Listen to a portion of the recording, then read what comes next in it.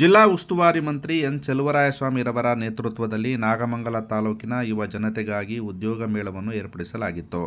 Tata ಇನ್ಸ್ಟಿಟ್ಯೂಟ್ನ CEO Nagesh ಮಾತನಾಡಿ, ಹಲವಾರು ಸಂಸ್ಥೆಗಳಲ್ಲಿ ಅದರಲ್ಲೂ ಟಾಟಾ ಸಂಸ್ಥೆಯಲ್ಲಿ ಹಲವಾರು ಉದ್ಯೋಗಾವಕಾಶಗಳ ಸೌಲಭ್ಯವಿದ್ದು ಕನ್ನಡಿಗರಲ್ಲಿ ಚಂಚತೆ ಇರುವ ಸಲುವಾಗಿ ಪರರಾಜ್ಯದ ಪಾಲಾಗುತ್ತಿದೆ. ಈಗಾಗಲೇ ದೇಶದ ಪ್ರಸಿದ್ಧ ಟಾಟಾ ಸಂಸ್ಥೆಯಲ್ಲಿ 15,000 ಉದ್ಯೋಗಾವಕಾಶಗಳ ಸೌಲಭ್ಯವಿದ್ದು ಅದನ್ನು ಸದುಪಯೋಗಪಡಿಸಿಕೊಳ್ಳುವಲ್ಲಿ ಬದ್ಧತೆ ತೋರಬೇಕೆಂದು ಹೇಳುತ್ತಾ, ಸಂಸ್ಥೆ ಮತ್ತು ನಿಮ್ಮ ನಡುವಿನ ಕೊಂಡಿಯಾಗಿ ನಾವು ನಿಮಗೆ ಉದ್ಯೋಗ ಕೊಡಿಸುವುದರಲ್ಲಿ ಪಾತ್ರವಹಿಸುತ್ತೇವೆ ಎಂದು ಹೇಳಿದರು. ಕೃಷಿ ಸಚಿವ ಚೆಲುವರಾಯಸ್ವಾಮಿ ಮಾತನಾಡಿ, ಖಾಸಗಿ ಸಂಸ್ಥೆಗಳಲ್ಲಿ ಉದ್ಯೋಗ ಅವಕಾಶವಿದ್ದರೂ ಸರ್ಕಾರಿ ಉದ್ಯೋಗಕ್ಕೆ ದುಂಬಾಲು ಬೀಳುತ್ತಿದ್ದಾರೆ. ವಿಚಿತ್ರವೆಂದರೆ, ಇಂಜಿನಿಯರಿಂಗ್ ಕಲಿತಂತವರು ಗ್ರಾಮ ಲೆಕ್ಕಿಗರಾಗಿ ಕರ್ತವ್ಯ ನಿರ್ವಹಿಸಲು ಮುಂದೆ ಬಂದಿರುವ ಸನ್ನಿವೇಶ ಸೃಷ್ಟಿಯಾಗಿದೆ. ಪೋಷಕರು ಇಂದಿಗೂ ತಮ್ಮ ಮಕ್ಕಳಿಗೆ ಉತ್ತಮ ಉದ್ಯೋಗಾವಕಾಶಗಳನ್ನು ಕಲ್ಪಿಸಿ ಸುಂದರ ಜೀವನವನ್ನು ಕಲ್ಪಿಸಿಕೊಡುವ ನಿಟ್ಟಿನಲ್ಲಿ ಖಾಸಗಿ ವಿದ್ಯಾಸಂಸ್ಥೆಗಳ ಮೊರೆ ಹೋಗುತ್ತಿದ್ದಾರೆ. ಆದರೆ ಮೇಲ್ಮಟ್ಟದ ಅಧಿಕಾರಿಗಳಾಗಿರುವವರು ಸರ್ಕಾರಿ ಶಾಲೆಯಲ್ಲಿ ಕಲಿತವರಾಗಿದ್ದಾರೆ.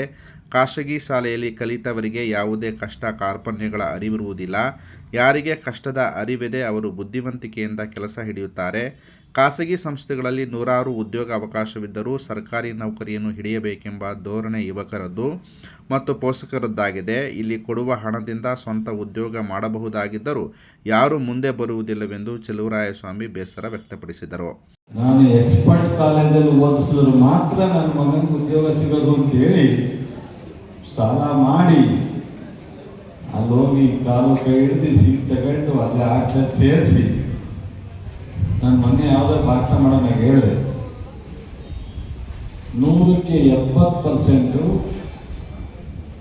ಡಾಕ್ಟ್ರು, IAS, ಇಂಜಿನಿಯರು, ಸೈನ್ಸಿಸ್ಟು ಇನ್ನಿತರೆ ಕಾಂಪಿಟೇಷನ್ ಎಕ್ಸಾಮ್ ಪಾಸ್ ಮಾಡಿ ಸೇರಿರೋರು 100% ನಾನು ಅಂದಾಜು ಹಿಡಿದೀನಿ.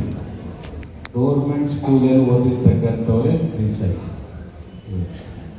ಈ ಕಾನ್ವೆಂಟಲ್ಲಿ ಓದುವಂಥವ್ರಿಗೆ ಇಂಗ್ಲೀಷ್ ಕಲಿತಾರೆ, ಚೆನ್ನಾಗಿ ಭಾಷೆ ಚೆನ್ನಾಗಿ ಕಲಿತಾರೆ.